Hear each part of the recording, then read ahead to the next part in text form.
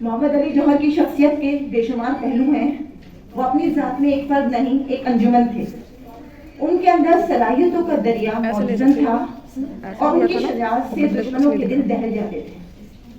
وہ ایک شعلہ بیان مقرر، بلند پایہ شاعر اور عظیم رہنما تھے، جن کے ذکر کے بغیر آزادی کی تاریخ مکمل نہیں. ان کے آباء و اجداد افغانستان سے آئے تھے.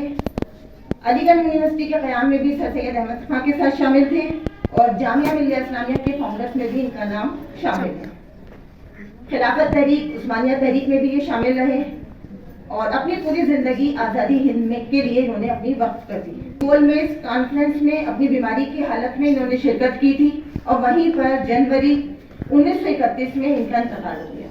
زیادہ تفصیل میں نہیں جاؤں گی، میں ان کے کچھ اشعار آپ کے سامنے پیش کر رہی ہوں. ہے رشک ایک خلق کو جوہر کی موت پر، ہے رشک ایک خلق کو جوہر کی موت پر، یہ اس کی دین ہے جسے پروردگار دے.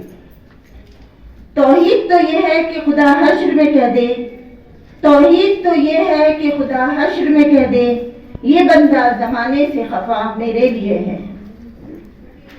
میں ہوں مجبور پر اللہ تو مجبور نہیں، میں ہوں مجبور پر اللہ تو مجبور نہیں، تجھ سے میں دور سہی وہ تو دور نہیں.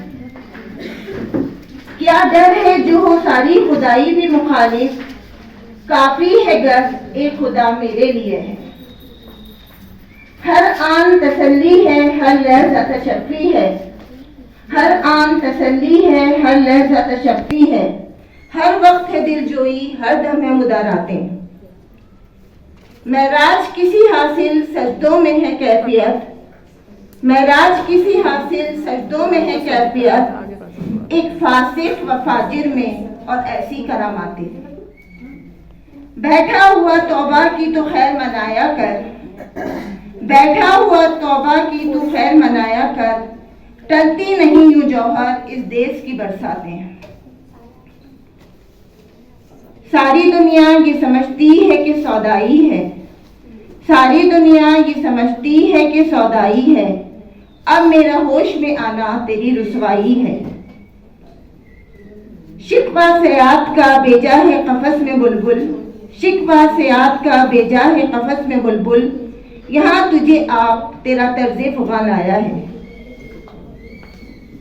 نہ نماز آتی ہے مجھ کو نہ وضو آتا ہے، نہ نماز آتی ہے مجھ کو نہ وضو آتا ہے، سجدہ کر لیتا ہوں جب سامنے تو آتا ہے. کیوں ایسے نبی پر نہ فدا ہوں کہ جو فرمائے، کیوں ایسے نبی پر نہ فدا ہوں جو فرمائے، اچھے تو سبھی کے ہیں برا میرے لیے ہے. ایک لاسٹ شعر سنیے. دور حیات آئے گا قاتل قضا کے بعد، دور حیات آئے گا قاتل قضا کے بعد، ہے ابتدا ہماری تیری انتہا کے بعد. شکریہ.